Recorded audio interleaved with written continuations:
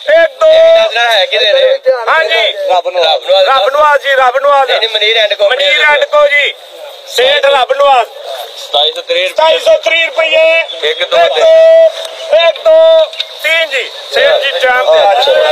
हाफिजाबाद खान का डोगरा में आप लोगों को नई गंदम 2024 की लाइव बोली दिखाई जा रही थी। मंडी सादकाबाद के अंदर 3400 रुपये से लगा 3580 रुपये तक फरोख्त हो रही है। और खानपुर के अंदर नई गंदम 3300 रुपये से लगा 3475 रुपये तक फरोख्त हो रही है। हरूनाबाद के अंदर नई गंदम 3450 रुपये से लगा 3600 रुपये में। फोटाबाद में नई गंदम 3250 रुपये से लगा 3420 रुपये में। और हासलपुर के अंदर नई गंदम 3200 रुपये से लगा 3425 रुपये में फरोख्त हो रही है। बहावन नगर में नई गंदम 3300 रुपये से लगा 3550 रुपये में। और बुरावाला में आज नई गंदम 3100 रुपये से लगा 3375 रुपये में। पाकपतन के अंदर 3250 रुपये से लगा 3480 रुपये में। विहाड़ी में नई गंदम 3200 रुपये से लगा 3450 रुपये में। और साहिवाल के अंदर नई गंदम 3400 रुपये से लगा 3500 रुपये तक फरोख्त हो रही है।